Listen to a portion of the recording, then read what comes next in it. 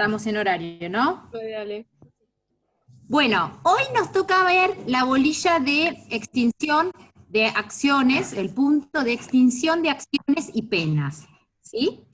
Entonces, ¿qué es lo que, digamos, cuál es la idea? La idea es que en el momento que comete un delito, nace por parte del Estado el derecho a perseguirla penalmente, es decir, se inicia lo que sería una acción penal, nace una acción penal que implica la posibilidad de, digamos, perseguir, digamos, de iniciar un curso investigativo justamente para reunir pruebas, para formalizar una acusación y eventualmente, digamos, a partir de ahí iniciar un proceso penal que finalmente termine con, de acuerdo a la pretensión de quien ejerce la acusación, con la condena de esa persona, ¿no? Eso es lo que se llama la acción penal. ¿Ustedes ya tuvieron la clase de extinción de ejercicio de las acciones? No, todavía no. Bueno, No. esa es la acción penal, ¿sí? El ejercicio de la pretensión, de cómo se ejerce procesalmente esa acción. Bien, que no nada que ver con lo que es la acción del que estuvimos estudiando del delito, el delito como una acción ¿no? típica, antijurídica, sino lo que es la pretensión de que se pene a una persona justamente por esa imputación que se le hace de haber cometido un delito.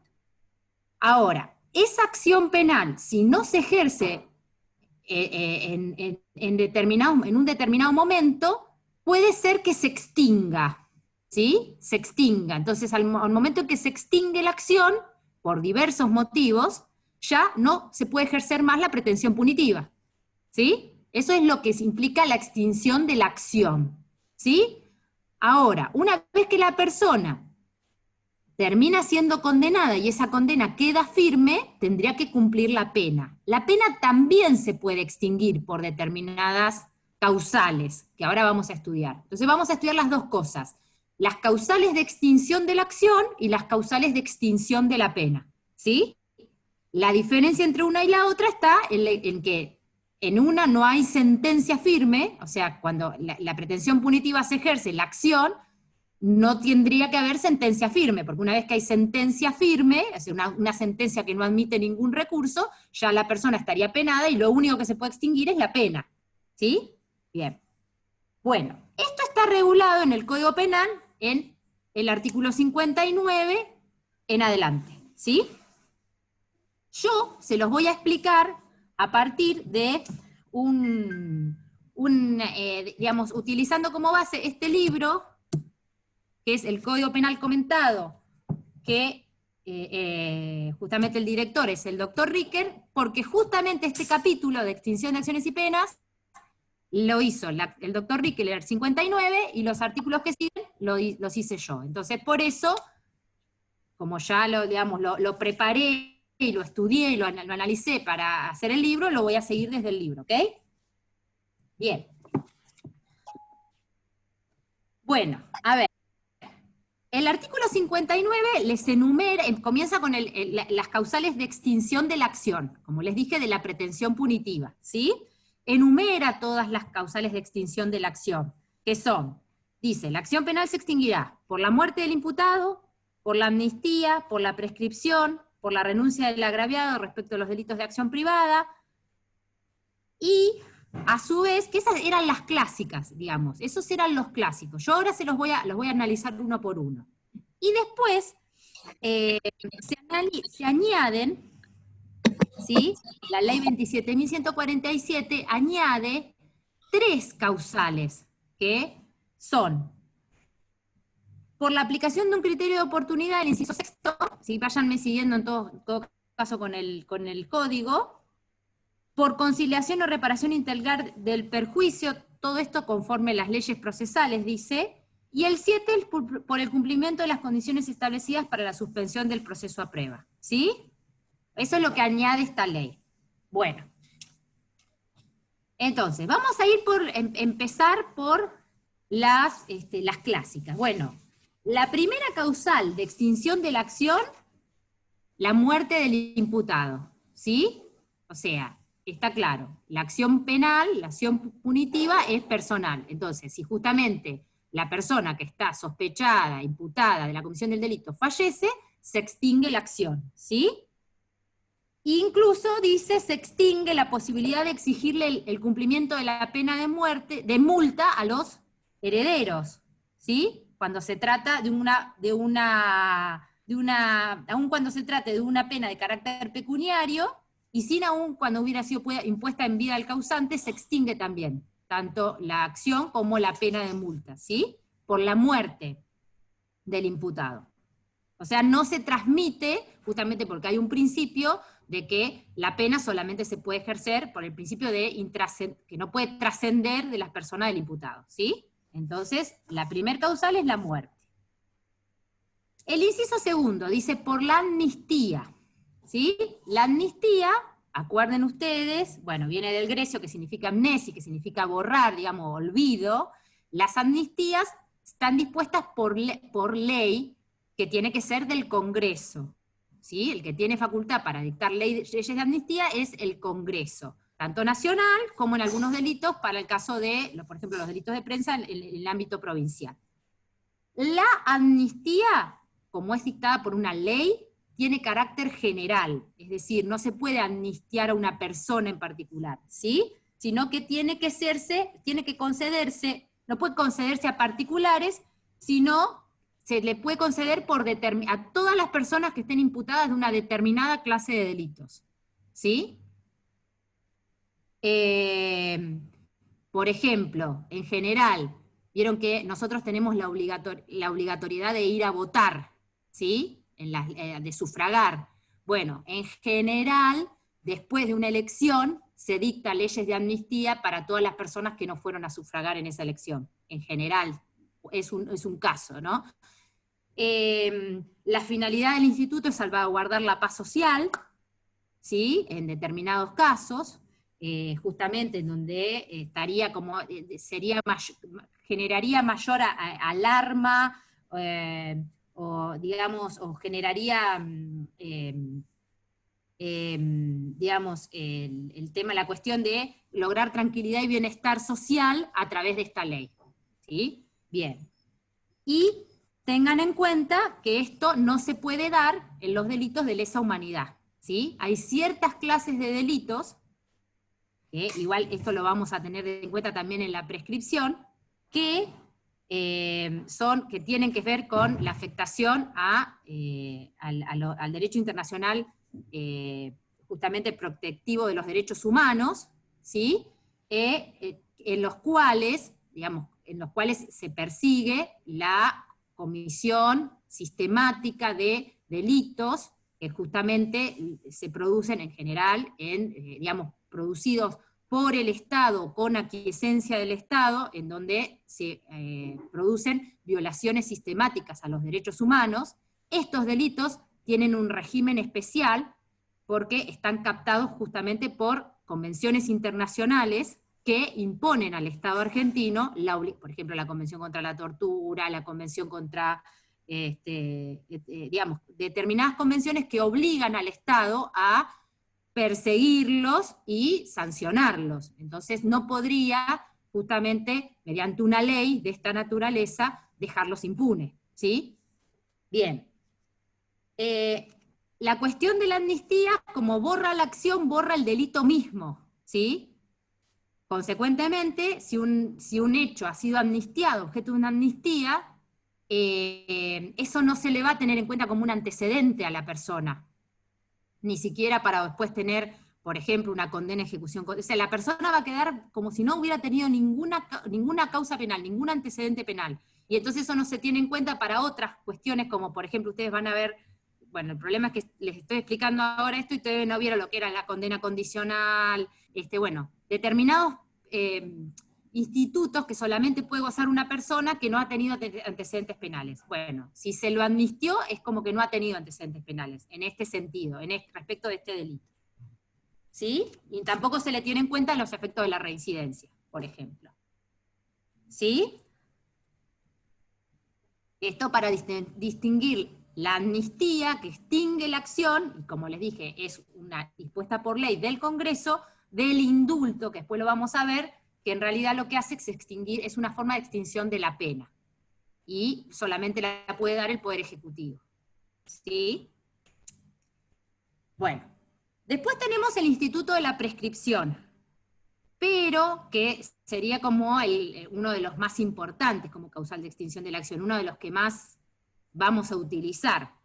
Pero no se los voy a explicar ahora porque lo vamos a explicar un poquito más adelante cuando veamos el artículo 62, que es específico de prescripción, etcétera, ¿sí? Tengan en cuenta que básicamente la prescripción lo que hace es borrar, o digamos, extinguir la acción o la pena en función del tiempo transcurrido en el ejercicio. Es decir, justamente lo que hace es castigar la inactividad del Estado en ejercer la acción y perseguir penalmente, o en ejecutar la pena, en lograr la ejecución de la pena. Pero vamos a volver después cuando veamos prescripción. Profe, ¿puedo hacer una pregunta? Sí. ¿Solamente sí. en la causal de amnistía se borran los antecedentes o en cualquier causal que borre la acción? No, en cualquier causal que borre la acción. Ah, bien. En cualquier causal Creo que que por borre ahí la lo pregunta acción. por el indulto, creo. No sé si por eso, Rufo. Claro. No. El Dentro del indulto, causal de la acción. como es, el indulto no borra la acción, borra la pena. Entonces, porque, claro, como vimos específicamente deja, que borraba antecedentes en la amnistía, capaz me había surgido la duda. sí. Pero... No, tenés razón, digamos. A ver, suponete que yo estoy siendo perseguida penalmente por un delito, ¿sí? Cualquiera, no sé, que me imputen. Y opera la prescripción. Entonces, antes de llegar a una condena, no sé, era un delito que se prescribía a los 3 años, pasaron los 3 años, el Estado no hizo nada, no avanzó con el proceso de ninguna forma, qué sé yo, dictaron o sea, está prescripta la acción, no se puede ejercer más. Entonces, yo tengo derecho a pedir que me sobresean por ese hecho, ¿entendés? La prescripción, la forma, digamos, procesalmente de funcionar es a través al estar extinta la acción, se dicta el sobreseimiento del imputado. Y al haberlo sobreseído no cuenta como un antecedente penal. ¿Entendés? Bien, entonces gracias. tiene el mismo efecto, obviamente, no genera un antecedente penal. Porque se ejerce antes, o sea, extingue la acción antes de haber llegado a una sentencia.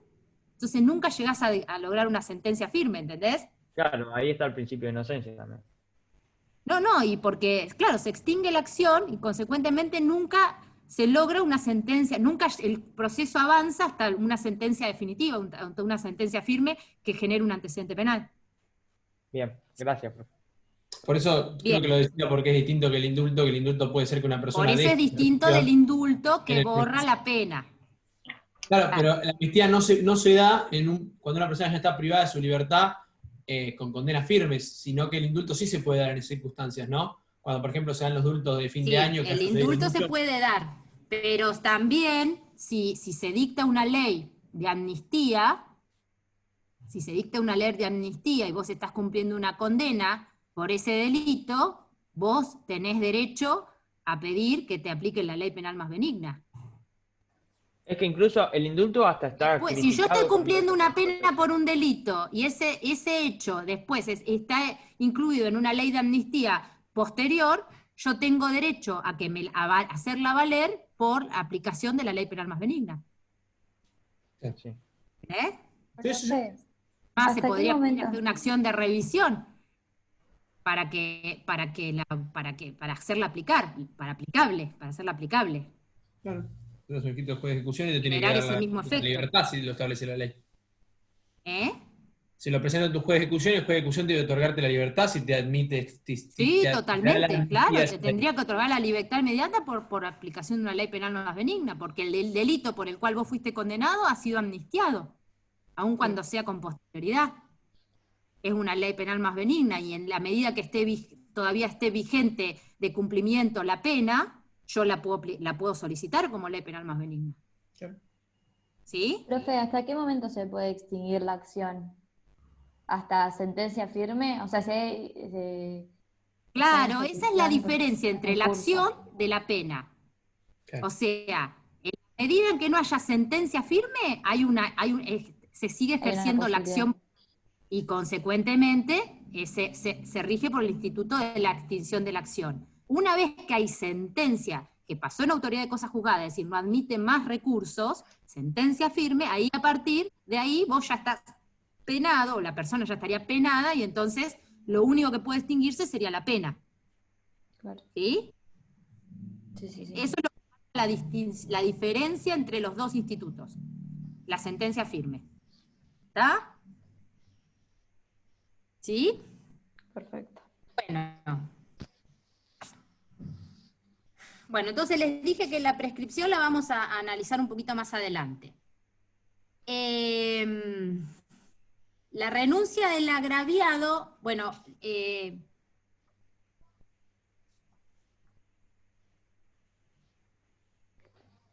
también la vamos a ver un poquito más adelante, pero bueno, se las explico brevemente. Hay determinados delitos, ustedes cuando estudien el ejercicio de la acción, van a ver que la mayoría de los delitos son de acción pública, es decir, los investiga el Estado de oficio a través del fiscal. Es decir, el fiscal de oficio investiga los delitos. Por ejemplo, la mayoría de los delitos del Código Penal son de acción pública, ¿sí? Los robos, los homicidios, bueno, todos son de acción pública, ¿sí? Hay determinados delitos que son de acción pública, pero dependientes de instancia privada. Es decir, que necesitan que la víctima o su representante legal inste la acción, o sea, les autorice al Estado a investigar el hecho. ¿Sí? Son aquellos delitos en donde hay digamos, un interés personalísimo que se tiene en cuenta, entonces por eso la víctima es la que tiene que habilitar al Estado a que ejerza la acción. Digamos, es como una autorización que le da a la víctima a través del estado de la acción, ¿sí? Son específicos y son, por ejemplo, todos los que tienen delitos que tienen que ver con cuestiones de índole sexual, agresiones sexuales, ¿sí? O sea, se respeta el derecho de la víctima, por sobre todas las cosas, a que ella tal vez quiera preservar su intimidad y no quiera que, aún a costa de la impunidad de la persona que la agravió. ¿Se entiende? Se respeta más el derecho de la víctima a eso. Por eso se requiere en esos casos que inste la acción la víctima. O, por ejemplo, lesiones leves, dolosas o culposas. Bueno, después lo van a estudiar. Y hay otras especiales, que son muy poquitos, que son los delitos de carácter privados. Bueno, en los delitos de acción pública, pero de instancia privada, estos que yo les dije, una vez que la víctima insta la acción, ya pasa a ser público. El que investiga es el fiscal, el que sigue avanza con el proceso es el fiscal, etc. ¿Sí? Como si fuera un delito de acción pública. Pero en los delitos de acción privada, que son muy poquitos, ¿sí? Por ejemplo, las calumnias e injurias, no sé, la violación de secreto, me parece. Bueno, son muchos, muy específicos, están en el artículo 73 del Código Penal. Lo que hay que hacer es, el propio interesado es el que tiene que instar la acción. O sea, la víctima, por medio de un abogado, tiene que no solamente iniciar el proceso, sino que además avanzar, instar el proceso. Es en general un proceso de acción privada que se ejerce a través de lo que, no sé si alguna vez escucharon, una querella, la querella de acción privada. Por ejemplo, el típico es en los delitos contra el honor.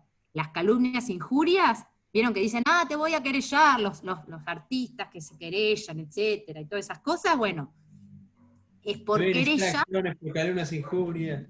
Claro, eso, es la querella, pero eso no interviene, ahí no interviene el fiscal. No, eso debe ser privado.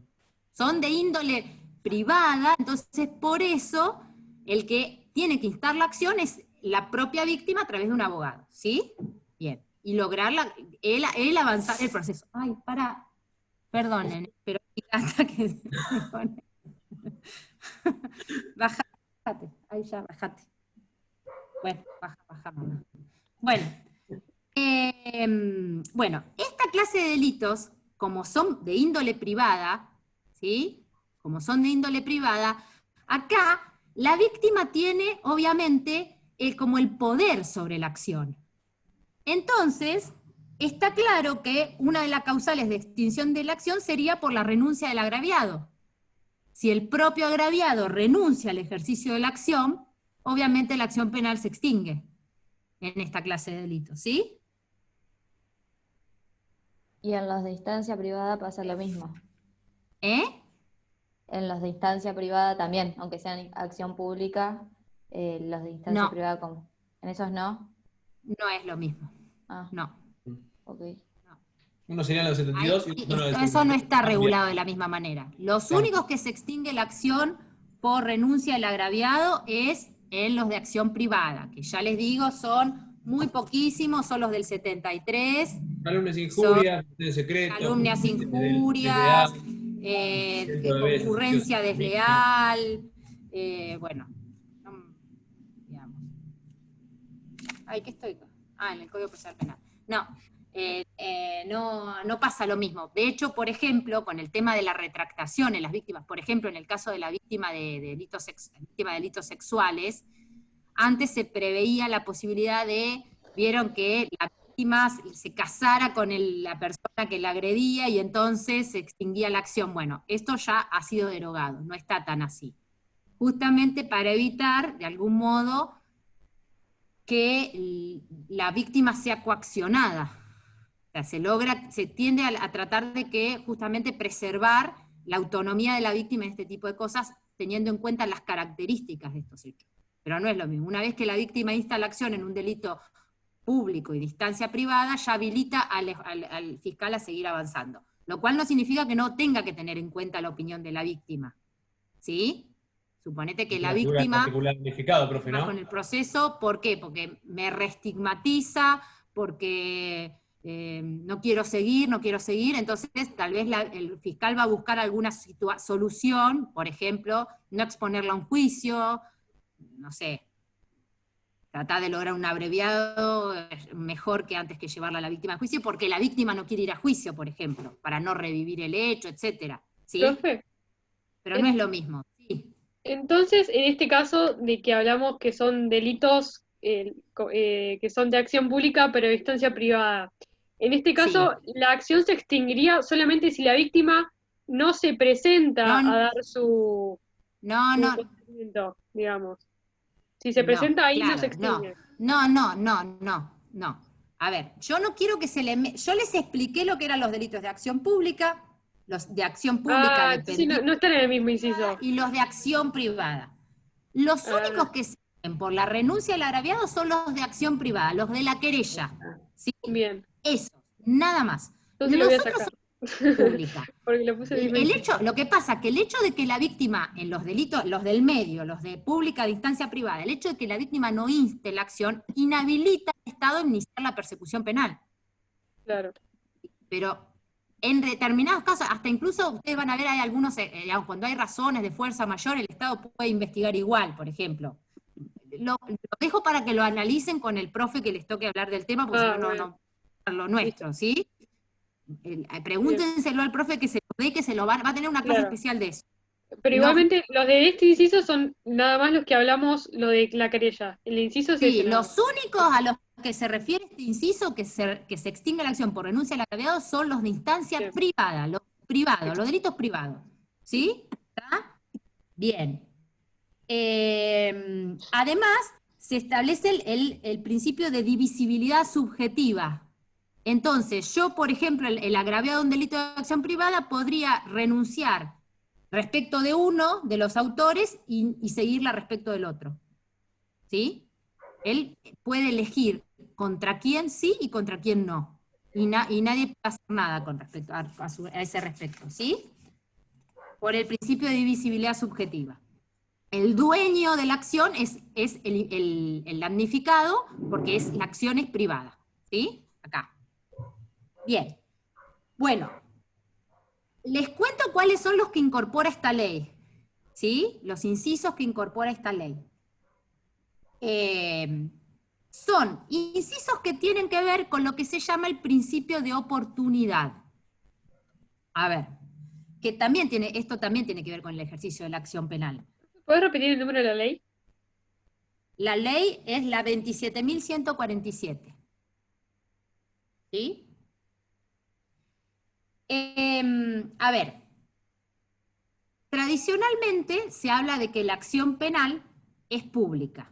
El ejercicio de la acción penal es pública, por eso le digo, la mayoría de las acciones son de acción pública, interviene el Estado de oficio, Y además, la acción se tiene que ejercer por el principio de legalidad. El fiscal tiene la obligación de investigar todos los delitos que llegan a su conocimiento, todos.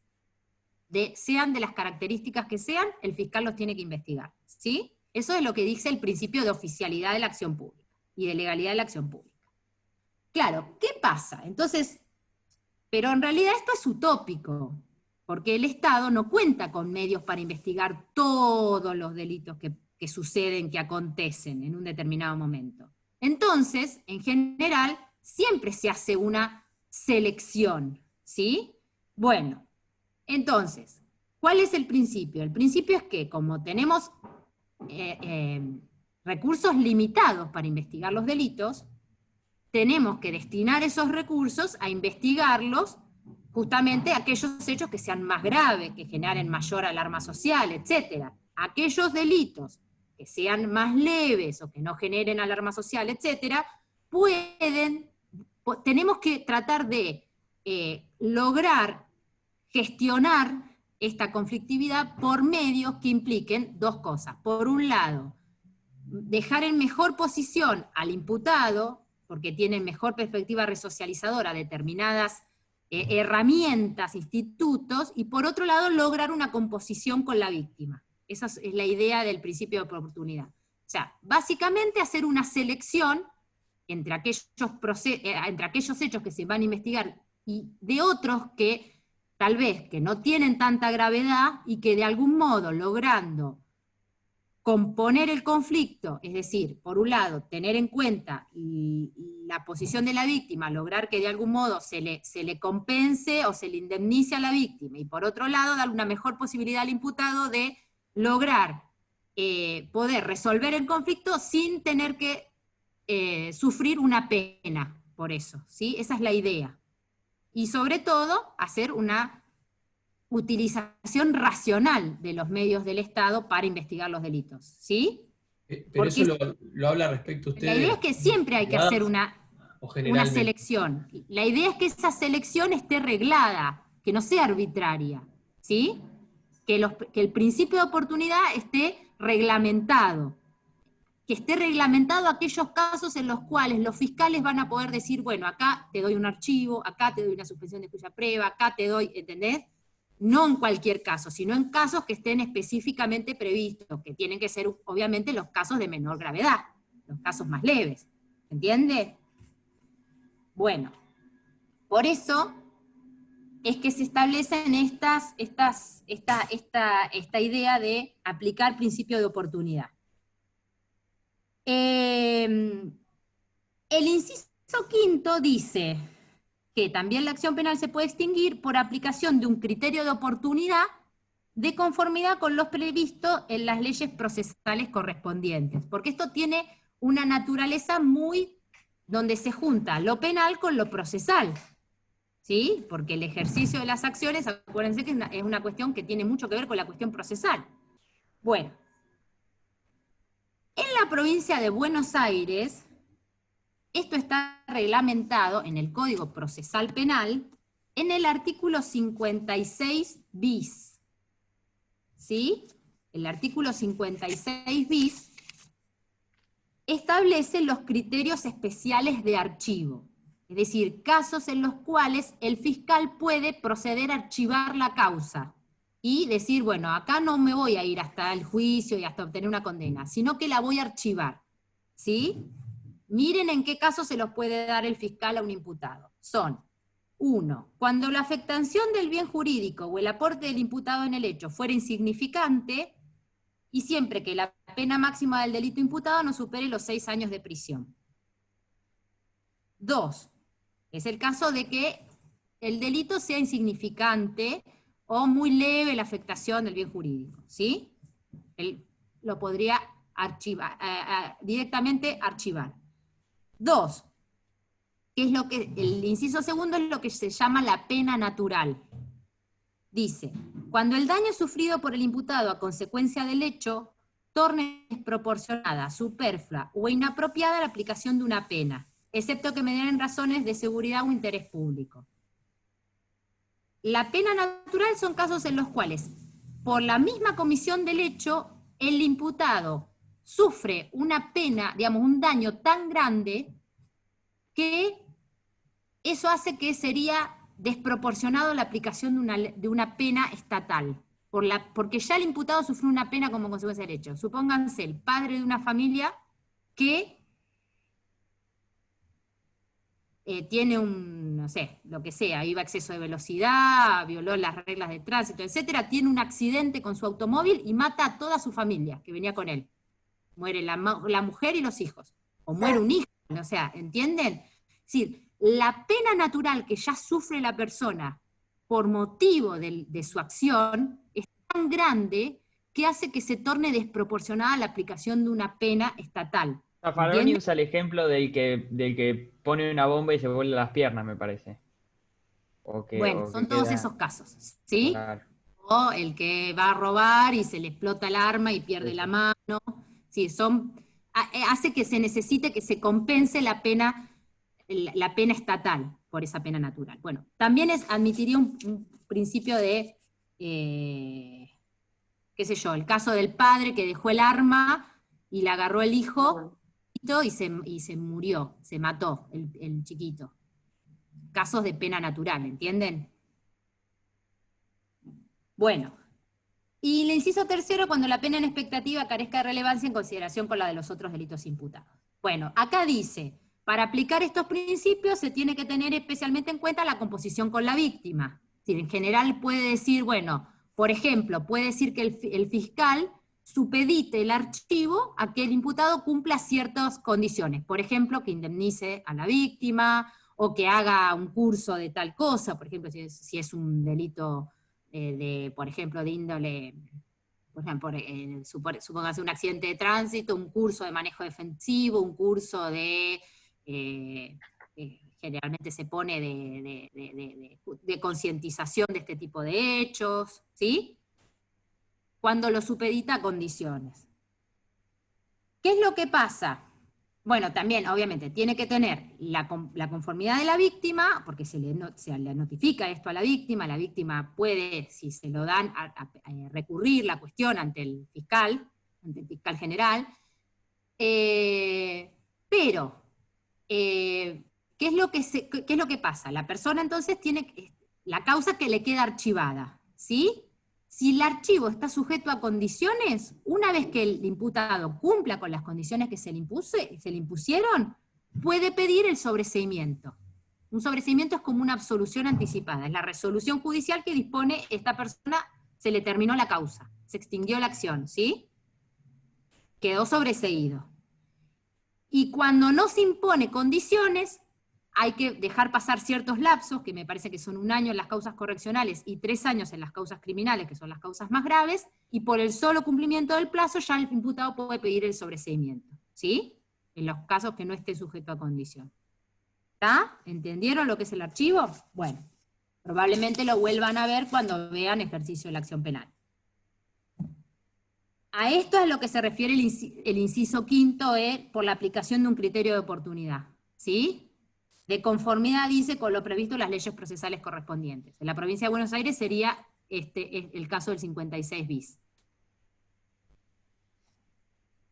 El inciso sexto dice, por conciliación o reparación integral de perjuicio, de conformidad también con lo previsto en las leyes procesales correspondientes. Y esto generó mucha discusión, porque decían, bueno, pero entonces, bueno, acá también obviamente se tiene en cuenta la composición del conflicto, que el imputado reparó integralmente el perjuicio a la víctima, y que se logró la conciliación, y consecuentemente no tiene sentido.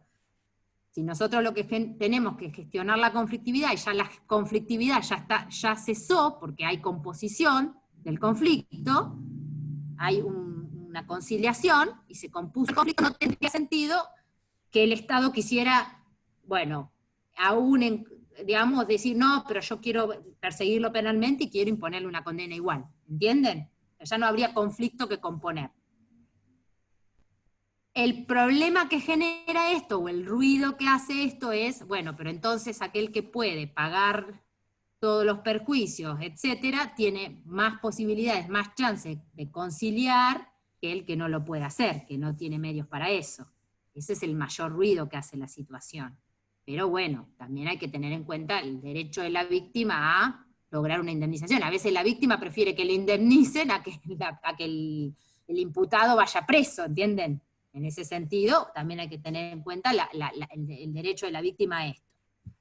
Ahora bien, como también remite a las leyes procesales que reglamentan el ejercicio, en el caso de la provincia de Buenos Aires, esto se viabilizaría a través de la ley, que la van a encontrar en el Código Procesal, en el apéndice, la ley 13.433, que es el régimen de resolución alternativa de conflictos penales, o también llamada ley de mediación.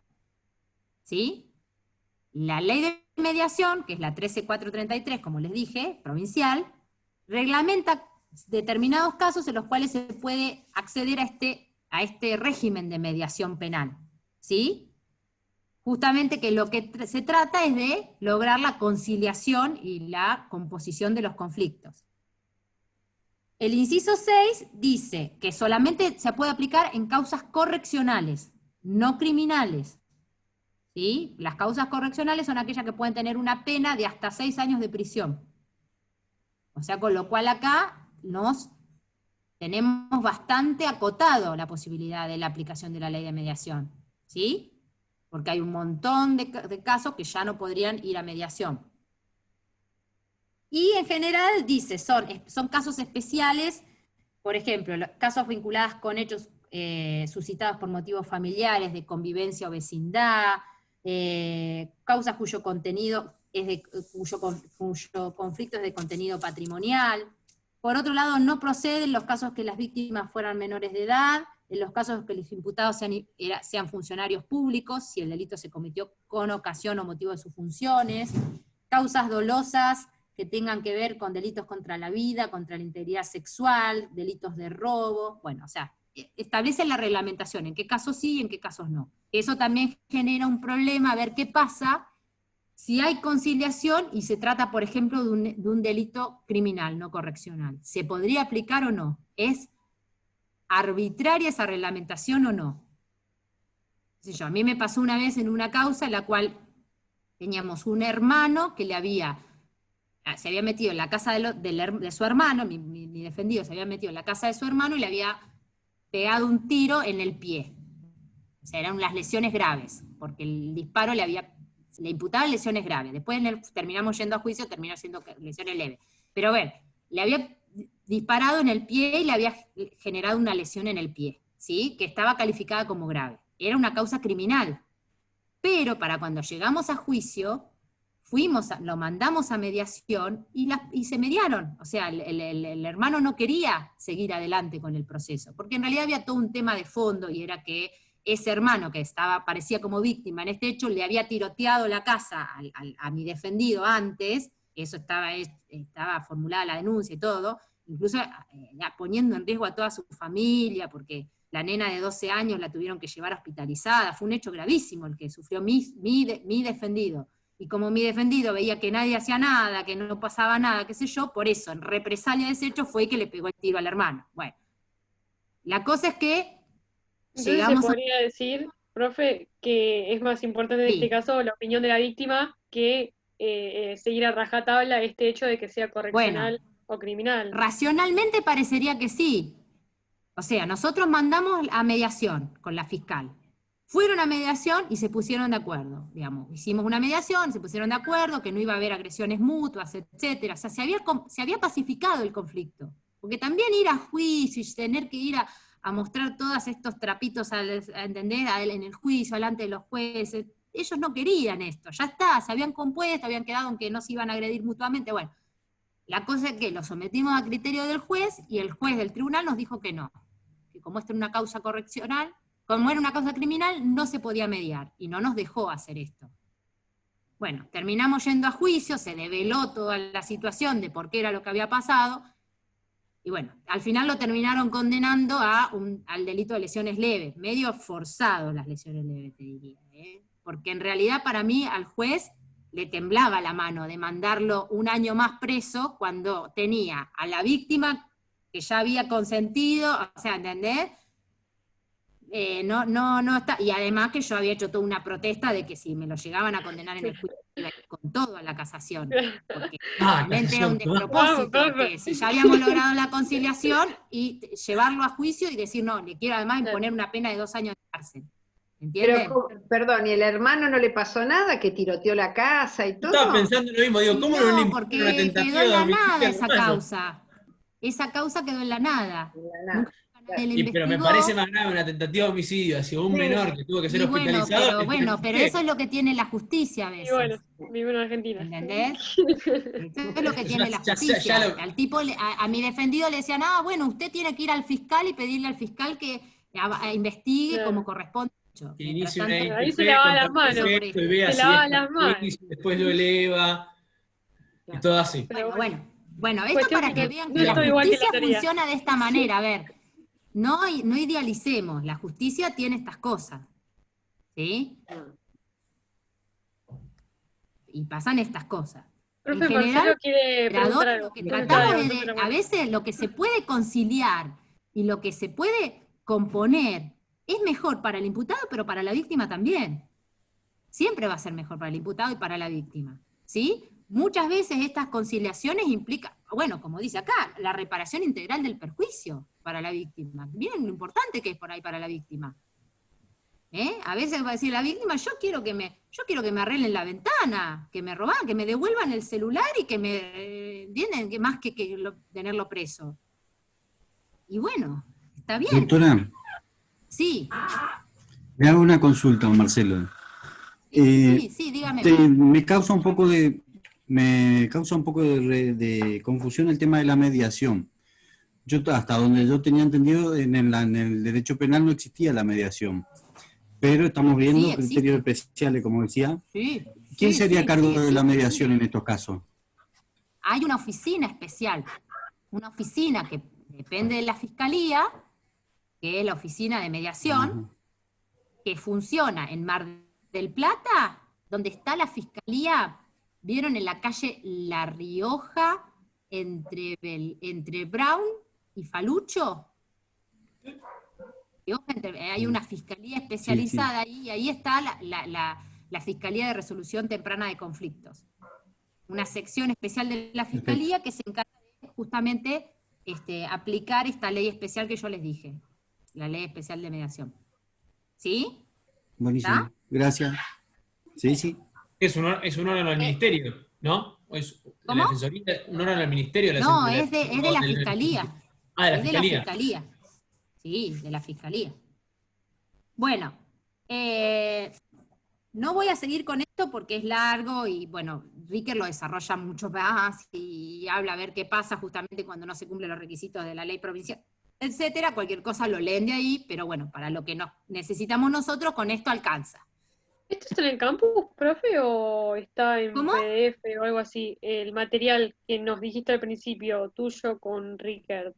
No, Como en para leerlo PDF ahí. no. Y la ¿Pero está en el verdad campus? que no creo que esté en el campus. Ah, Lo que Yo le iba a pasa es decir que si no lo como tenía en nosotros PDF. somos, a ver, claro. como yo soy, yo les venden. digo, si fuera una cosa mía, que no se publicó, yo se los pasaría a ustedes. Pero como yo soy en cierta medida autora, pero además de eso, firmé un derecho de sí. exclusividad con la Claro. editorial, yo No no pasa lo nada. puedo pasar al PDF, ¿entienden? No, porque claro, lo tenés que vender con Porque exclusividad. estaría incumpliendo Sí, el sí, contrato que yo firmé con la editorial. No, En Pero Zaffaroni bueno, está este tema, lo ¿no? pueden leer de cualquier libro Ah, también, listo, no es listo. que es. Listo. Perfecto. ¿Sí? Bien. Bueno, inciso séptimo. La otra causal de extinción es por el cumplimiento de las condiciones establecidas para la suspensión del proceso a prueba. Tampoco saben lo que es suspensión del proceso a prueba, o tienen una vaga idea. Se los explico. También es un caso, el típico caso de criterio de oportunidad, es lo que se llama la suspensión del juicio a prueba, que está prevista en el Código Penal en el artículo 76 bis. El 76 bis determina que para determinados casos, que son también los casos más leves, ¿sí? Los delitos más leves, concretamente, para que tengan un parámetro, casos en los cuales la persona podría tener una condena de ejecución condicional, que sería aquellos en los cuales podría tener una pena de hasta 3 años de prisión. Básicamente, para que tengan una idea. Ah, bueno. Eso yo no sé, acá, lo que me están poniendo en el chat. Eso No, yo yo no sé. puse la mata antes. Háblenlo con el titular. Ah, sí, eso, totalmente. Bueno, y piensen que esto queda grabado y lo van a ver la posteridad. Sí, yo Entonces, lo dije. escuchen.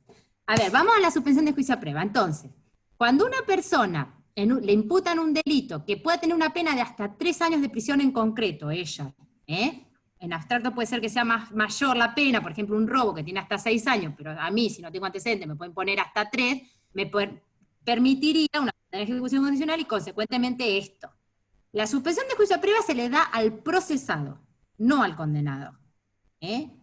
Procesado, persona que todavía no tiene condena, está sometida a proceso. Y justamente lo que implica es que se le suspenda el proceso. Es decir, el proceso queda en stand-by, ¿sí? Como congelado. Y se le impone una prueba, un periodo de prueba. Durante ese periodo de prueba, él tiene que cumplir ciertas condiciones, ¿sí? Fundamentalmente son, obviamente no cometer nuevos delitos durante ese periodo de prueba, que puede ser de 1 a 4 años. Tiene que reparar el perjuicio en las medidas de sus posibilidades, por eso una de las condiciones que en general se busca es indemnizar a la víctima en la medida de las posibilidades del imputado, ¿sí? Hacer un ofrecimiento de reparación que tiene que ser razonable para la víctima, y también teniendo en cuenta sus posibilidades económicas, obviamente. También se le pueden imponer ciertas reglas de conducta, teniendo en cuenta las características del hecho, ¿no? Bueno, por ejemplo, no sé, que haga un tratamiento contra las adicciones, bueno, qué sé yo, que continúe con un oficio, que termine la escuela, que haga un curso, etcétera. Pero vencido el periodo de prueba, si la persona cumple con todas las pruebas, cumple con todo, no comete nuevos delitos, repara a la víctima y cumple con estas condiciones, la causa se le archiva y se le extingue la acción penal.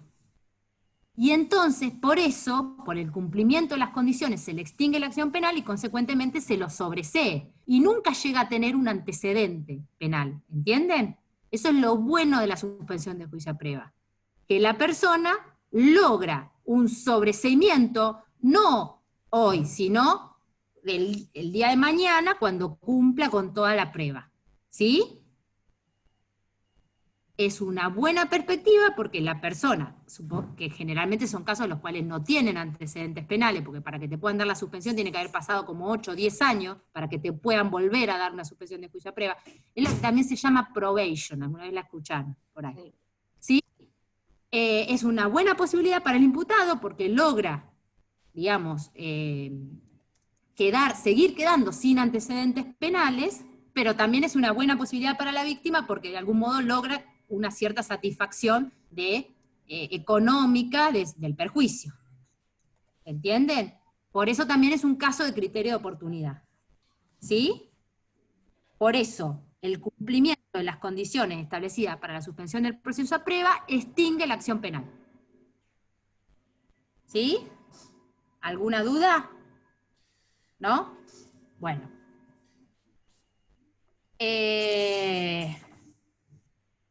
También es un caso de criterio de oportunidad. ¿Sí? Bueno. Ahora vamos a ir al artículo 60, que dice: la renuncia de la persona ofendida al ejercicio de la acción penal solo perjudicará al renunciante y a sus herederos. El 60 se relaciona con eso que yo les dije de los delitos de acción privada. ¿Sí? A lo que está haciendo referencia acá es a los delitos de acción privada, los del artículo 73, porque ahora es como que del 60 en adelante lo que hacen es remitirnos a esas causales genéricas que nos enunciaron en el 59. Este 60, júntenlo con el 59 inciso segundo, que es los delitos de acción privada, ¿sí? La renuncia al agraviado. Bueno, dice: la renuncia de la persona ofendida al ejercicio de la acción solo perjudicará al renunciante y a sus herederos. Claro, como es personal, supónganse que yo renuncio a la persecución, si hay una calumnia e injuria, me injuriaron a mí y a otra persona. Si yo renuncio, me perjudica a mí nomás y a mis herederos. El otro que no renunció tiene derecho a seguir adelante con la acción, eso es lo que significa. ¿Sí? ¿Está? O sea, es independiente de cada uno de los agraviados, digamos, el ejercicio de la acción acá. Si yo puede ser que uno querelle y el otro no, pero si querellan los dos, puede ser que uno renuncie, eso no significa que la acción del otro no pueda continuar. ¿Sí? ¿Está? El 61 se refiere a la amnistía. ¿Se acuerdan que hablamos de la amnistía? Y dice, la amnistía extinguirá la acción penal y hará cesar la condena y todos sus efectos, con excepción de las indemnizaciones debidas a particulares. ¿Sí? Dice, la amnistía tiene carácter general, el beneficio se extiende a todos los intervinientes en la ejecución de los hechos, comprende cualquier, sea el grado de participación que les cupo en el mismo, hace cesar la condena y todos los efectos, por eso no quedan antecedentes penales, como les dije, y el delito amnistiado no se tiene en cuenta ni para la condena y ejecución condicional ni para la reincidencia. ¿Sí? Bueno, y ahora vamos al que más me interesa, que es la prescripción. ¿Sí? La prescripción, que es como el grueso, el más importante de las causales de extinción de la acción y de la pena. La prescripción de la acción está legislada en el 62. A ver, ¿cuál es el fundamento de la prescripción? Justamente el hecho de que, por un lado, castigar la inactividad ¿cuál es el fundamento? Primero, castigar la inactividad del Estado que deja pasar el tiempo por un tiempo muy, muy extenso, ¿sí? Sin activar el proceso, o sea, sin ejercer, sin de algún modo instar la acción para lograr justamente la condena o para lograr que se ejecute la pena. Entonces, por un lado, castigar la inactividad del Estado. Por otro lado, darle seguridad jurídica a la persona perseguida penalmente. Es decir, la persona tiene derecho a que el proceso avance y que dure un tiempo razonable. No puede estar toda la vida siendo sometida a proceso, porque inmediatamente, y lo dice la Corte en determinado fallo, como el fallo Matei, inmediatamente que se inicia el hecho, se nace la acción, surge el derecho del imputado a que se termine esa sensación de zozobra que implica estar sometido a proceso. Y justamente hay un derecho internacional reconocido por el derecho internacional de los derechos humanos, por ejemplo la Convención Interamericana, a que el proceso transcurra un tiempo razonable, lleve un tiempo razonable. No puede durar ilimitadamente el proceso penal. ¿Sí? Y por otro lado, el otro fundamento es que a medida que avanza el tiempo, si la persona no cometió nuevos delitos, y esto lo van a ver porque una de las causales de interrupción de la prescripción es la comisión de un nuevo delito. O sea, se supone que si logró todo el plazo de prescripción se cumpla sin cometer un nuevo delito, y si nunca se interrumpió, se supone que la persona se resocializó, ¿entienden? Entonces no tendría sentido ya la imposición de una pena cuando los mismos hechos demuestran que esa persona durante un montón de lapso, que es el lapso de la prescripción, no volvió a cometer nuevos hechos penales. ¿Sí?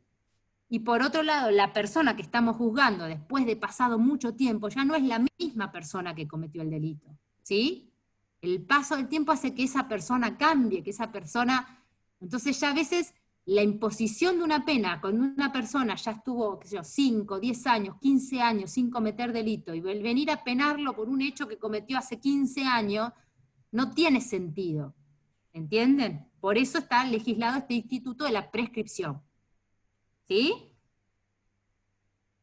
Bueno, los plazos que tienen que pasar para la prescripción de la acción son muy largos. ¿Sí? Los legisla el 62, que dice, la acción penal se prescribirá durante el tiempo fijado a continuación.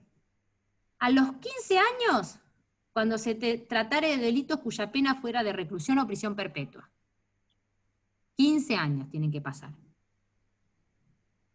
En los casos, en los delitos reprimidos con penas flexibles, o sea, porque estos son penas no flexibles, prisión o reclusión perpetua, tiene que pasar 15 años. En los casos que sean de penas flexibles, con escalas, ¿sí? De tanto a tanto, qué sé yo, de un mes a 6 años, de tanto a tanto, después de transcurrido el máximo de duración de la pena señalada para el delito. ¿Sí? Tiene que construir el máximo de la escala. ¿Sí? Si se tratara de hechos reprimidos con reclusión o prisión. No pudiendo en ningún caso el término de la prescripción exceder de 12 años ni bajar de 2 años. O sea, hay un tope. No puede ser menor de 2 años ni exceder de 12 años. ¿Sí? Bien. Cuando se trate de hechos reprimidos con inhabilitación perpetua, a los 5 años. Cuando se trate de hechos reprimidos únicamente con inhabilitación temporal, al año, 1 año solo. Y a los 2 años cuando se trate de hechos reprimidos con multa. ¿Sí? Estos son los plazos de prescripción. El último, como dijo doctora, En los casos de los delitos reprimidos con multa, a los 2 años. con multa. Ujú. ¿Sí? Bueno. Siempre tienen que atenerse a la figura específica. Por ejemplo, si es un, no sé, si es un tipo agravado o un tipo atenuado, se aplica la de la figura específica, qué sé yo. Si es un robo agravado por el uso de arma blanca, la pena es de 5 a 15 años, entonces el plazo de prescripción va a ser de ¿cuánto? Si la pena es de 5 a 15 años. ¿Cómo De dijiste el robo? De 12 Ah, no años. sé. Es un robo agravado por uso de arma blanca. La escala penal es de 5 a 15. ¿Cuál sería la prescripción? De 12, Y porque 12 no si puede el superar. máximo. De 12. 12, De sí. 12. Porque el tope son 12. ¿Sí? Bien. Muy bien. Profe, ¿y la prescripción vale cuando todavía no se inició el proceso o si el proceso dura más también? Sí, Por ejemplo, claro. un proceso Porque de 15 comienza a años, de 20 correr desde años. el día, ahora vas a ver, comienza a Bien. correr a partir del día del hecho. Claro. ¿Entendés?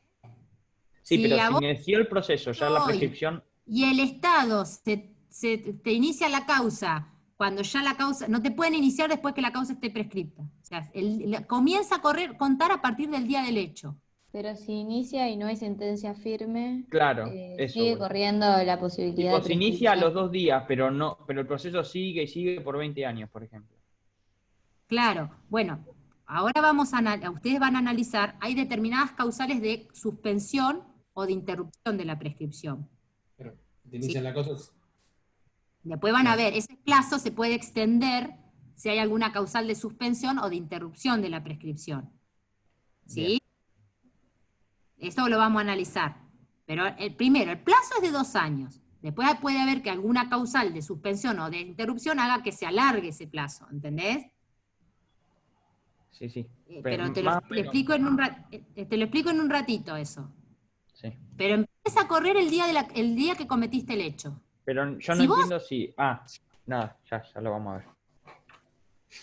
A ver, si vos cometiste un hecho hoy, por ejemplo, un delito de robo, que tiene una pena de hasta 6 años de prisión, el robo simple. Cometiste un robo hoy, el Estado te tiene que lograr una condena firme antes de los 6 años. ¿Entendés? Porque si no, a los 6 años ese delito la prescripción se extingue y consecuente, la acción se extinguió, entonces a los 6 años y un día el Estado no te puede querer condenar, ¿entendés? O iniciarte el proceso. Pero, por ejemplo, hay determinados actos del proceso que interrumpen la prescripción. Por ejemplo, el primer llamado, y hace que se cuente de nuevo el plazo. Por ejemplo, el primer llamado a declaración indagatoria hace que se interrumpa la prescripción. Entonces, a partir de ahí, suponete, si dentro de 1 año te llaman a declaración indagatoria, vuelve a correr el plazo de 6 años, ¿entendés? Sí, sí, bien. La sentencia, el dictado de una sentencia, aunque no sea firme, también interrumpe. Y vuelven a contar los 6 años. ¿Sí? Bien, gracias. ¿Entendés? Por eso digo que a veces hay determinadas causales que hacen que se alarguen los Claro, en plazos. cambio la suspensión no es que lo empiece de cero de vuelta, empieza a correr en el tiempo que ya había transcurrido, Claro, ¿no? la suspensión. Sí, lo Ahora mismo vamos a ver la diferencia entre la que suspensión y la Sofi, interrupción. Sofi. Bien, Pero sí, lo déjenme mismo que avanzar sí, porque perfecto. ya son las 4 y si no, no seguimos, no terminamos, ¿sí? A ver, bueno. Bueno, ¿entendieron cuáles son los plazos, sí? Sí. Bueno, ahora.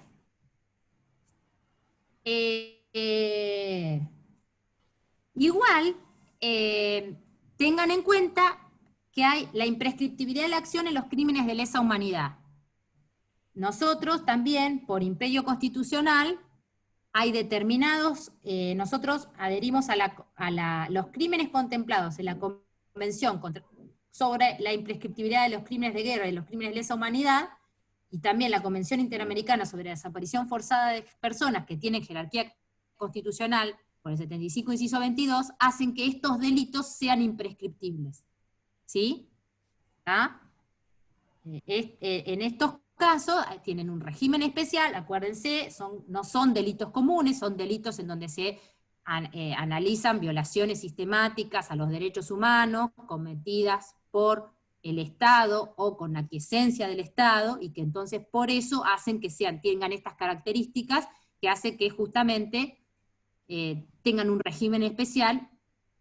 ¿Por qué? Porque acá, digamos, la idea de la prescripción es que el tiempo diluye los efectos morales del delito en la sociedad, digamos. El paso de tiempo extingue la alarma social. Bueno, lo que se dice es, en estos delitos nunca se extingue la alarma social, ¿sí? Aunque pase el tiempo, no solamente las víctimas tienen derecho a la tutela judicial efectiva y que se persiga a las personas que los damnificaron, sino que además nunca cesa la alarma social producida por este tipo de delitos. Por eso son imprescriptibles, ¿sí? Y hay un montón de fallos de la Corte que lo determina de esa manera. Bueno, formas de computar el plazo. El 63 dice, que tiene que ver con lo que planteaba el compañero recién. La prescripción de la acción comenzará a correr desde la medianoche del día en que se cometió el delito. ¿Sí? Y si este fuese continuo, en que cesó de cometerse. O sea, la tesis tradicional, la postura tradicional, es que comienza a correr desde el momento que se produjo el resultado típico. ¿Sí? Bien. En los delitos que, ¿se acuerdan? Habíamos dicho que hay supuesto los delitos continuos o de los delitos permanentes. En el delito permanente, ¿se acuerdan? Era aquel que se consumaba en por ejemplo, la privación ilegal de la libertad, se consumaba en un momento, pero la consumación luego se extendía en el tiempo, ¿sí? Por un lapso más o menos largo, hasta que cesaba o se agotaba cuando la víctima, por ejemplo, era liberada o cuando se moría la víctima. Bueno, en ese caso, ahí es cuando comienza a correr el término de la prescripción. Por eso dice cuando dejó de cometerse, ¿sí? Para este tipo de delitos. Lo mismo con el caso. Si se muere la víctima no se consuma. Si se muere la víctima, si falleciera la víctima, no se consumaría el delito, más allá de claro, y ahí comienza, y ese día comienza a contarse comienza a iniciarse la prescripción. ¿Entendés? Porque ese día de cometerse el delito. Claro. No la podés tener privada más de la libertad porque falleció. Claro, se computa el otro delito, el delito de, en este caso, homicidio, bueno, lo que hayas, o si no lo mataste vos, el de privación, el de secuestro. Está bien, bueno, ponele que si se la mató, o tal vez la víctima se murió, no sé, como fuera, pero digo, el delito de privación ilegal de la libertad dejó de cometerse en el momento en que la víctima falleció. Se agota. ¿Tá? Se agotó ese delito específico. Puede ser que después concurra con el homicidio, o que sea un homicidio agravado por haber, bueno, etcétera, pero eso es otra cosa, ¿entienden? Bueno, lo mismo con el delito continuado, ¿se acuerdan? El que robaba en el concurso ideal, ¿se acuerdan? Bueno, pasa lo mismo. Bien. El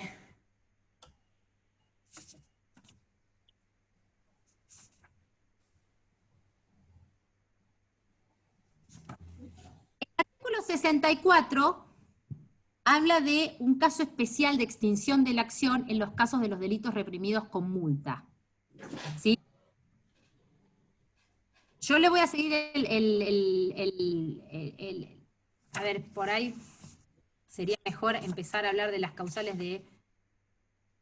Bueno, vamos a seguir el orden del código, ¿sí? Después vamos a volver a prescripción cuando analicemos las causales de suspensión e interrupción de la prescripción, ¿sí? Vamos a volver en el 67, ¿sí? Continuemos con el orden del código. El 64 prevé la posibilidad de la extinción de la acción en los delitos reprimidos por multa, ¿sí? Dice, En los delitos reprimidos por multa se extinguirá en cualquier estado de la instrucción y mientras no se haya iniciado el juicio, por el pago voluntario del mínimo de la multa correspondiente y la reparación de los daños causados por el delito. Si se hubiera iniciado el juicio, deberá pagarse el máximo de la multa correspondiente, además de repararse los daños causados por el delito. En ambos casos, el imputado deberá abandonar en favor del Estado los objetos presumiblemente resultarían decomisados, y este modo de extinción de la acción penal solo podrá ser admitido por segunda vez si el nuevo delito ha sido cometido después de haber transcurrido 8 años a partir de la fecha de la resolución que hubiese declarado la extinción de la acción penal en la causa anterior. A ver, nos está hablando de algunas cuestiones que tienen que ver con el proceso. Entonces, por eso se las voy a explicar. Cuando se inicia un proceso penal, hay dos etapas fundamentales, que es una etapa de investigación del delito, una investigación preliminar, y después, cuando ese delito, el fiscal considera que tiene elementos suficientes como para llevarle la causa a un juicio, eleva la causa a juicio. Entonces pasa a la segunda etapa, que es la etapa que es la etapa de juicio propiamente dicha, hasta que se llega al debate, ¿sí? En donde termina la etapa del juicio, y ahí se dicta una sentencia, y después de la sentencia puede haber incluso una tercera etapa, que es la etapa de recurso de la sentencia, una etapa recursiva de esa sentencia, ¿sí? Pero tengamos en cuenta que serían básicamente estas tres. La etapa de investigación preliminar, ¿sí? Después la etapa de juicio, de preparación del juicio, que termina con la finalización del juicio, y la etapa recursiva, ¿sí? Bueno, acá lo que está diciendo el artículo es que si yo estoy imputado de un delito reprimido exclusivamente con multa, tengo derecho a extinguir la acción pagando el mínimo de la multa hasta antes de que se hubiese comenzado el debate. ¿Sí? Si yo pago el mínimo de la multa, extingo la acción penal. Si ya el debate se ha iniciado, es un pago voluntario, ¿no? Del mínimo de la multa, pero además tengo que indemnizar a la víctima, abandonar los bienes que serían objeto de decomiso, etcétera, etcétera. Bien. Si ya se inició el juicio, debería pagar el máximo de la multa para poder extinguir la acción. ¿Sí? O sea, una vez iniciado el debate y durante toda la etapa recursiva, supónganle, tengo que pagar el máximo de la multa para poder extinguir la acción. ¿Sí? ¿Está? Y solamente se trata de los delitos reprimidos con multa, son muy poquísimos los que están solo reprimidos con multa, son muy pocos, ¿sí? Y solamente me lo pueden dar, tengo que dejar pasar 8 años para poder volver a tener este beneficio en otro delito y haber cometido otro delito reprimido con multa, ¿sí? Bueno.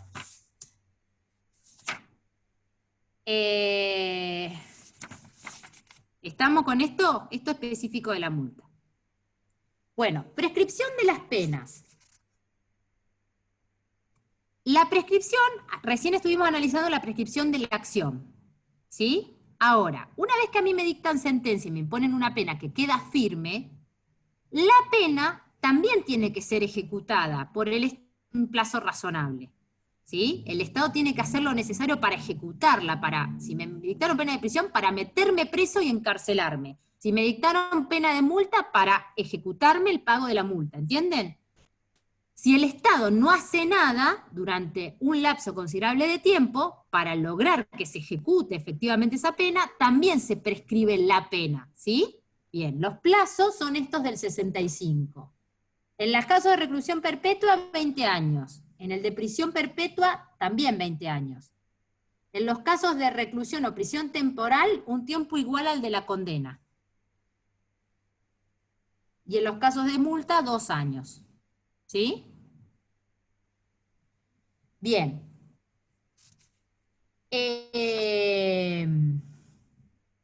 A ver, ¿cuándo sucede esto?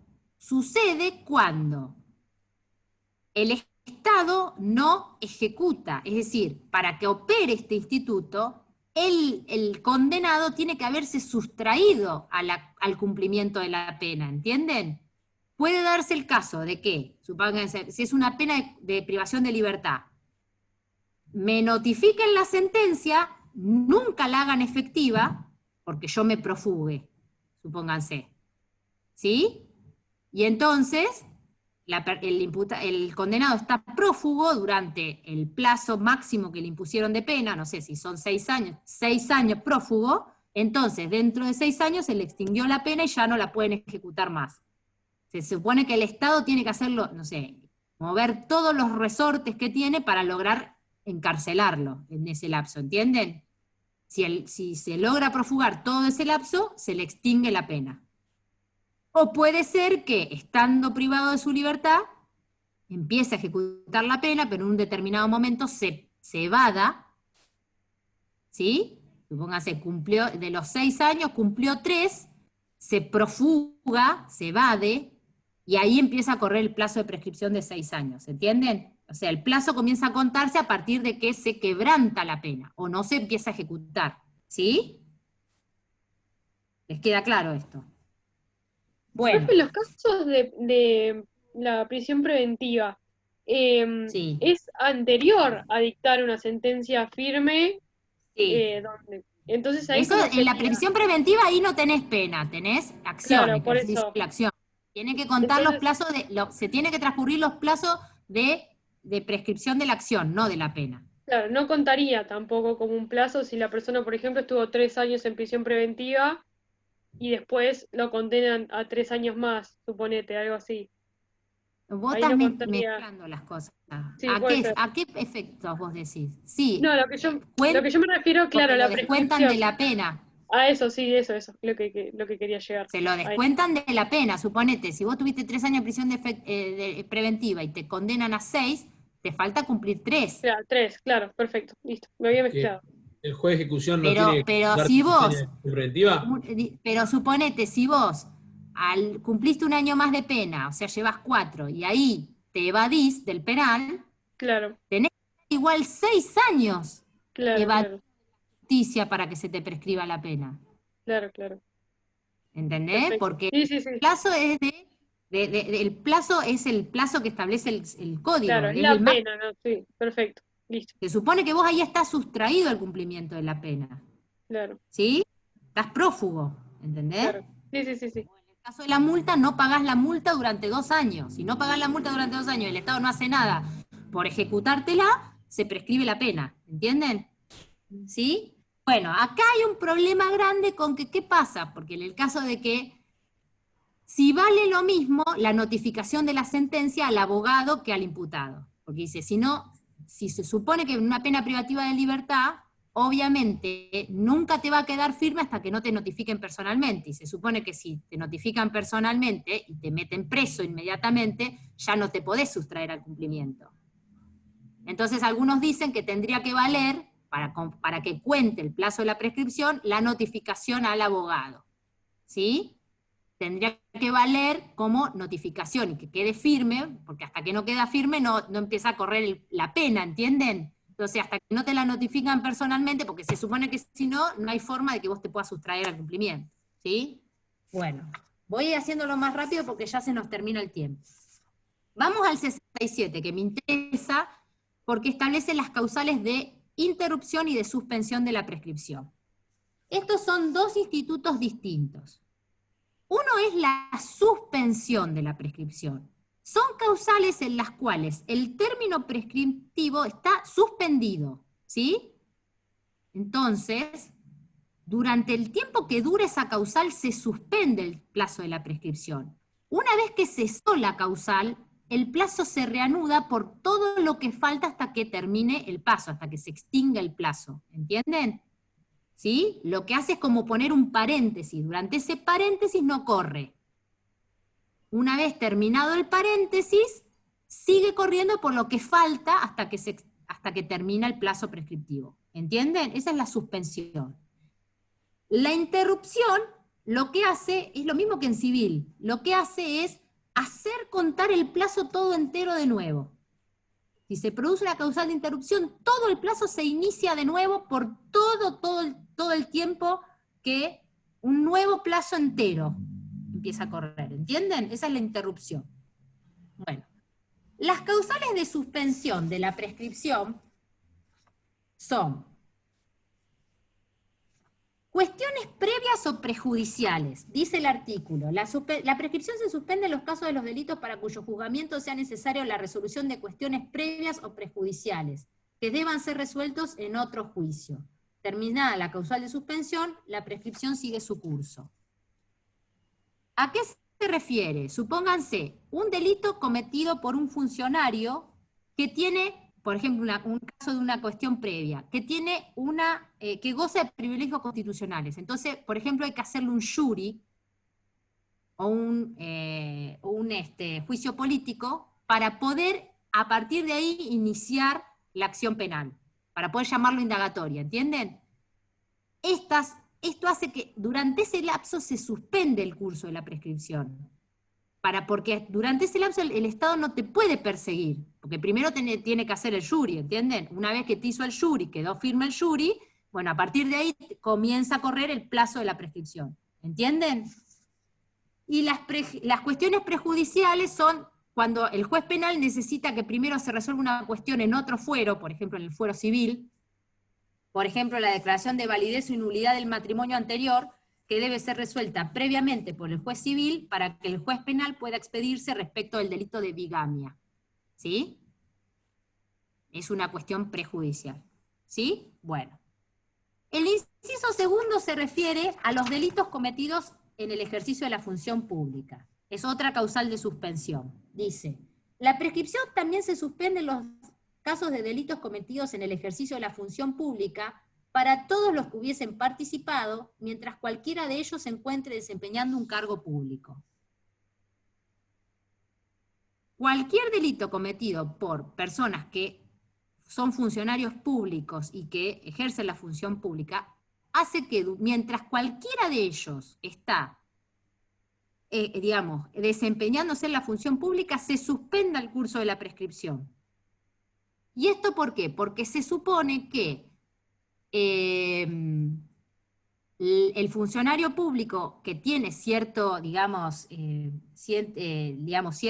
cierto poder, podría de algún modo obstaculizar a que la justicia investigue su causa. Entonces, por ese motivo, se prevé que, justamente para evitar esta influencia que puede ejercer el funcionario mientras ejerza la función, para evitar que la justicia investigue su causa, se prevé que justamente se suspende el curso de la prescripción mientras cualquiera de ellos, porque esto es importante, mientras cualquiera de ellos ejerza la función pública. Lo que sí se dice que tiene que ser un cargo que realmente tenga una cierta potestad como para poder influir en la justicia y evitar que se investigue la causa, no cualquier cargo público, ¿entienden? Cualquier empleado público no tendría ese poder. ¿Sí? Bueno, pero esto es una interpretación. También en los casos de delitos que impliquen la ruptura del orden constitucional, por el mismo fundamento.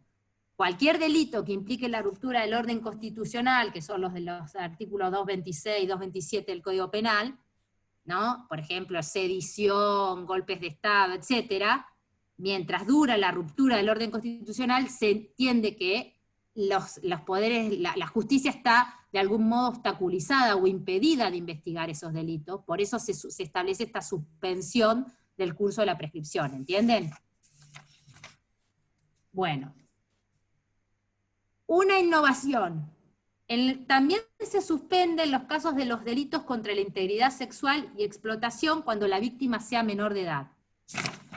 Acá lo dice el artículo, dice, en los delitos previstos por los artículos, bueno, son todos delitos que tienen que ver con la integridad sexual, ¿no? 119, 120, bueno, ¿sí? Se suspende la prescripción mientras la víctima sea menor de edad y hasta que, habiendo cumplido la mayoría de edad, formule por sí misma la denuncia o la ratifique la formulada por sus representantes legales durante su minoría de edad. Si como consecuencia de cualquiera de los delitos indicados hubiera ocurrido la muerte del menor de edad, comenzará a correr desde la medianoche del día en que aquel hubiera alcanzado la mayoría de edad. Es decir, son delitos contra la integridad sexual en los cuales la víctima es un menor de edad. Se suspende el curso de la prescripción hasta que la víctima alcanza la mayoría de edad, o sea, hasta que cumpla los 18 años. ¿Cuál es el fundamento de esto? Que muchas muchas veces estos delitos son cometidos contra personas, contra niños de muy temprana edad, en donde muchas veces ellos mismos no pueden connotar el contenido antijurídico del hecho del que están siendo víctimas. ¿Sí? Ellos mismos no pueden advertir, no lo pueden advertir como una cuestión que los victimiza. Eso puede darse. ¿Por qué? Porque su inmadurez hace que no lo puedan connotar la cuestión antijurídica del hecho, ¿entienden? O muchas veces porque estos delitos son cometidos en el ámbito mismo de sus familias, y entonces esto hace que estén influenciados o de algún modo coaccionados para que no puedan revelarlo también. ¿Sí? Entonces, justamente para proteger a los menores, es que se establece que la prescripción de la acción se suspende hasta que ellos cumplan los 18 años, porque se supone que a los 18 años ya tienen la suficiente madurez como para darse cuenta de cuál fue el hecho que sufrieron, y si ellos tienen intención de que esto se persiga, poder denunciarlo, ¿entienden? Ese es el fundamento de esta suspensión. ¿Sí? ¿Está? Bueno.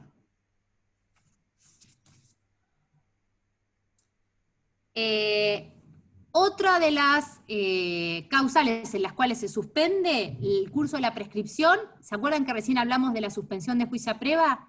Mientras está tramitando el periodo de prueba, no por este artículo, sino porque lo dice el 76 bis, ¿vieron? ¿Se acuerdan? Yo les expliqué, le suspenden el proceso, le dan un periodo de prueba, cumplan las condiciones, etcétera. Bueno, mientras está cumpliendo la prueba, se suspende el curso de la prescripción de la acción. Entonces, supónganse que en un determinado momento el imputado incumplen con la prueba y le revocan la suspensión, comienza a contarse de nuevo el plazo de la prescripción. ¿Entienden? Es lógico. ¿Sí? ¿Sí? Bien. Y porque si no sería un abuso, porque si son 3 años el sujeto y un delito de 3 años donde se puede hacer una suspensión de prueba y el delito es de 4, el sujeto podría restarle un montón de... Claro, podría decir, bueno, sería una forma de lograr la impunidad, porque dice, bueno, hace como que está cumpliendo la suspensión, no la cumple al final, y logra se va un año y vuelve y se mete la prescripción en el... Claro, por eso, justamente por eso es que se prevé el 76 bis que durante el término que dure la suspensión a prueba, se suspende el plazo de la prescripción, ¿sí? Estas son todas causales de suspensión del plazo, ¿sí? Ahora vamos a ver las causales de interrupción del plazo. La interrupción, acuérdense, implica que, acontecida la causal de interrupción, vuelve a correr el plazo completo, ¿sí? De nuevo.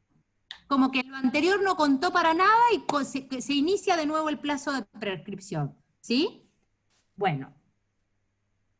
Tradicionalmente en realidad son 2 casos específicos. Uno, el más que lo sigue teniendo el código, es la interrupción de la prescripción por comisión de un nuevo delito.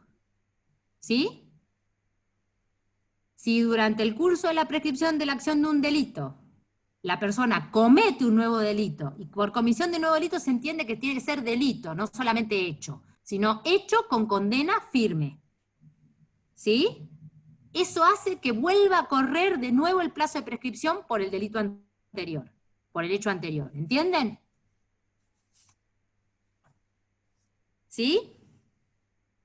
Esa es digamos, por eso lo que les dije, si la persona comete un nuevo delito y es condenada por ese hecho, se le va a alargar el plazo prescriptivo de los hechos anteriores, ¿entienden? Porque justamente el sentido de la prescripción es que se prescribe siempre y cuando vos estés todo ese lapso de tiempo sin haber cometido un nuevo hecho, con lo cual demostrás una cierta resocialización, ¿sí? Ahora, si cometiste un nuevo delito, hace que te vuelva a correr de nuevo todo el plazo prescriptivo. Bien. Y la segunda causal de interrupción, que son varias, son causales que se producen porque el Estado lleva adelante actos concretos de persecución contra el imputado. ¿Sí? Decíamos, la prescripción implica castigar al Estado, la inactividad del Estado en perseguirte. Bueno, cuando el Estado demuestra que tiene intención firme de seguir adelante con el proceso y realiza actos persecutorios concretos en contra del imputado, está demostrando que no está quedado, que no está inactivo, que quiere seguir adelante con el proceso. Entonces, esos actos, que están taxativamente enumerados ahora en el Código Penal, interrumpen el curso de la prescripción y hacen que vuelva a contarse un nuevo plazo entero. O sea, por eso les digo, ahora están taxativamente enumerados, porque antes no estaban, entonces era muy confuso decir qué casos sí, qué casos no. Bueno, había todo un debate jurisprudencial que no se los voy a tratar ahora, porque ahora los tenemos taxativamente enumerados en qué actos del proceso interrumpe la prescripción de la acción. ¿Sí? Son el primer llamado efectuado a una persona a declaración indagatoria. El primer llamado que le hace el fiscal, bueno, el fiscal en nuestro caso, puede ser el juez en otros procedimientos, en otros órdenes procesales, el primer llamado a indagatoria interrumpe la prescripción. ¿Sí? El requerimiento acusatorio de apertura de elevación a juicio. Vieron que yo les dije, cuando se culmina la etapa de investigación preliminar, el fiscal pide la elevación a juicio. Bueno, esto, el requerimiento de elevación de la causa a juicio, también interrumpe la prescripción. El tercero es el auto de citación a juicio que emite el juez, o sea, cuando la causa le llega al juez y el juez dice, bueno, se inicia el proceso se inicia la etapa de juicio, ese es el tercero, y el cuarto es la sentencia condenatoria, aunque la misma no se encuentre firme. La sentencia condenatoria, aunque no se encuentre firme, la primera sentencia condenatoria, eso interrumpe la causal de la prescripción. ¿Sí? Ahora guarda, porque esto tiene que ver con lo que me había planteado, me parece que Roque, hace un rato. También la persona tiene derecho a que el proceso dure un plazo razonable. Entonces, imagínense, un delito que tiene prevista una pena de hasta 6 años de prisión, un robo simple. Supónganse que yo cometo hoy el robo. Bueno, antes de que se cumplan los 6 años, a los 5 años y medio, el fiscal me llama indagatoria. Dejó pasar 5 años y medio para llamarme indagatoria. Bueno, ahí interrumpe, otros 6 años más. Supónganse que después de pasados 5 años eleva la causa a juicio. Bueno, entonces ya por un robo estoy siendo sometido a proceso 15, 20 años. Es ridículo, es irracional. Entonces también ahí hay que tener en cuenta que no se afecte el plazo razonable de duración del proceso. Si se afecta el plazo razonable de duración del proceso, yo podría pedirle a los jueces que me declaren extinta la acción penal por afectación del plazo razonable de duración del proceso, ¿entienden? No, tampoco se puede convertir esto en una irracionalidad y estar años y años, o por ejemplo los recursos, que a veces las cortes se llevan 10, 20 años en resolverme un recurso. No puedo estar 20 años sometido a proceso en ese sentido, ¿entienden? Y lo dan a veces los jueces ahí. Bueno, ¿qué nos queda? En el juicio de prueba lo habíamos visto. Algo importante, la prescripción corre separadamente para cada uno o se interrumpe separadamente para cada uno de los partícipes del delito. ¿Sí? Dice la norma que la prescripción corre, se suspende o se interrumpe separadamente para cada delito y para cada uno de sus partícipes. ¿Sí? Con excepción de lo de los funcionarios públicos que les dijeran que se suspende para todos mientras cualquiera de ellos esté en la función, se suspende, se interrumpe o corre separadamente para cada delito y para cada uno de los partícipes del delito. ¿Sí? Bueno, por último, el indulto, como ya dijimos, extingue la pena, lo da el Poder Ejecutivo Nacional o provincial, y acuérdense que es una causal de extinción de la pena, no de la acción, aun cuando a veces se discute si no se podría dar a procesados, y hay algunos que dicen que se les podría dar también a los procesados, entonces ya sería una causal de extinción de la acción, sui generis, pero bueno. Y nada más. Después, en las indemnizaciones, y también tengan en cuenta que en los delitos de acción privada, ¿se acuerdan? También la pena También, en el caso de la pena, también se puede extinguir por perdón del ofendido, y en este caso, si hubiera varios partícipes, el perdón que se le hace a uno, se le extiende a todos los demás, ¿sí? Por el artículo 69. Y finalmente, el 70 dice que las indemnizaciones pecuniarias inherentes a las penas podrán hacerse efectivas sobre los bienes propios del condenado, aún después de muerto, ¿sí? Se refiere a la indemnización civil. Con esto terminamos el capítulo, ¿sí? Sé que estamos medio pasados de hora, disculpen. Si tienen alguna duda, yo me puedo quedar un ratito más. Si no, Profe, ¿esto es la unidad 16 o 17? ay, la verdad que no sé, no tengo el programa acá. Creo que es la última parte de la 16. Bien. Sí, sí, sí. ¿Sí? Yo creo que abordamos todo. Acuérdense, fundamentalmente lo de la prescripción, cuando corre, bueno, y ya creo que abordamos todos los temas del programa. Sí, sí. No vuelven a tener clases conmigo, porque yo ya di todas las clases mías, pero cualquier cosa, escriben al foro. Yo voy a tomarme, porque no me meto mucho en el foro, chicos, por eso por ahí me puedo contestar, pero me voy a hacer el esfuerzo de estar atenta por si me hacen alguna pregunta, escríbanme al foro que yo les contesto por el foro, ¿está? Bien, ¿Sí? profe, gracias. ¿Alguna Bueno, novedad, profe, y- del parcial de la modalidad y eso? ¿Cómo? No tengo ni idea, la verdad no tengo ni idea, Juan Manuel. No sé, ni yo sé si va a ser lo mismo, igual que el de la otra vez, si vamos a... Generalmente lo que se hacía es, se ponen casos en este segundo parcial, pero no sé si el titular va a querer eso, bueno, teniendo en cuenta si va a ser múltiple choice o no, bueno, eso no sé, Ya pero nos ya dirás, les digo, supongo. el